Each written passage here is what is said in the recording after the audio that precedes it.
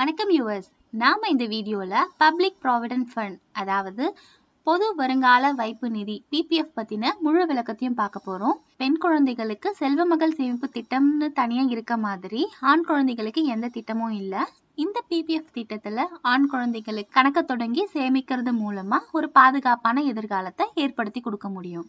வாங்க இப்ப இந்த பிபிஎஃப் திட்டத்தை பத்தின முழு விளக்கத்தையும் பார்க்கலாம். இந்த பிபிஎஃப் திட்டத்துல சேரத்துக்கான தகுதி இந்திய குடிமகனா இருக்கணும், வயது வரம்பு இல்ல, குழந்தைங்களுக்கும் ஸ்டார்ட் பண்ணிக்கலாம். குழந்தைங்களுக்கு அக்கௌண்ட் ஸ்டார்ட் பண்ணும்போது பெற்றோர் அல்லது பாதுகாவலர் கணக்க துவங்க முடியும்.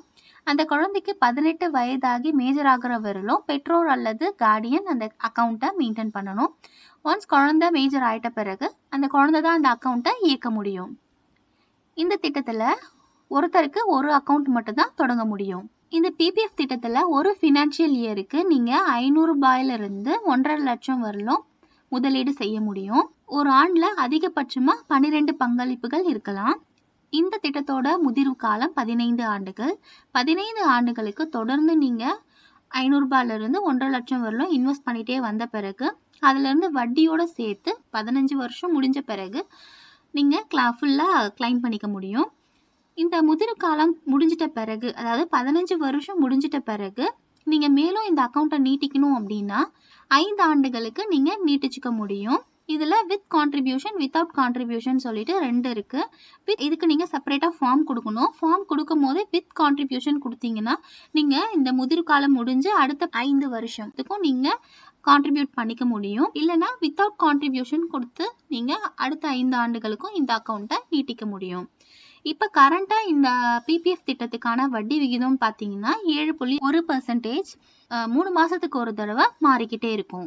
இந்த திட்டத்துல சேரத்துக்கான ஆவணங்கள் என்ன அப்படின்னு பாத்தீங்கன்னா, ஃபார்ம் ஏ ஒன்று ஃபில் பண்ணி கொடுக்கணும். அதுல உங்களோட புகைப்படம் பேஸ்ட் பண்ணியிருக்கணும். இதுக்கு அடையாள அட்டையும் முகவரி சான்றிதழும் சப்மிட் பண்ணியிருக்கணும். அடையாள அட்டையா நீங்க ஓட்டர் ஐடியோ, ஆதார் கார்டோ இல்ல பேன் கார்டோ நீங்க யூஸ் பண்ணிக்கலாம். முகவரி சான்றிதழா நீங்க ஆதார் கார்டு, பாஸ்போர்ட் இல்ல ஓட்டர் ஐடியும் சப்மிட் பண்ணிக்கலாம். கூடவே ஃபார்ம் ஈன்ற நாமினேஷன் ஃபார்மையும் சப்மிட் பண்ணணும். இந்த கணக்கை எங்கெல்லாம் தொடங்கலாம்னு பார்த்தீங்கன்னா, எல்லா போஸ்ட் ஆஃபீஸ்லையும் ஸ்டார்ட் பண்ணிக்கலாம். இல்லைன்னா நேஷனலைஸ்ட் பேங்க் எல்லாத்துலேயும் ஸ்டார்ட் பண்ணிக்கலாம். இல்லைன்னா முன்னணி தனியார் வங்கிகள்லையும் நீங்க இந்த அக்கௌண்ட்டை ஸ்டார்ட் பண்ணிக்க முடியும். இதற்கான வரி சலுகைன்னு பார்த்தீங்கன்னா, டெபாசிட் தொகைக்கு மட்டும் வருமான வரி செலுத்தணும். இந்த திட்டத்தோட முதிர்வு மற்றும் வட்டி தொகைக்கு வரி செலுத்த வேண்டியதில்லை. இந்த திட்டத்துல நடுவுல பணம் எடுக்கணும் அப்படின்னாலும் திட்டம் ஸ்டார்ட் பண்ணி 5 இருந்து 7 வருடம் கழித்த பிறகு நீங்க பார்ஷியல் அமௌண்ட் எடுத்துக்க முடியும். இல்ல லோன் போகணும் அப்படின்னாலும் லோனும் அப்ளை பண்ணிக்கலாம்.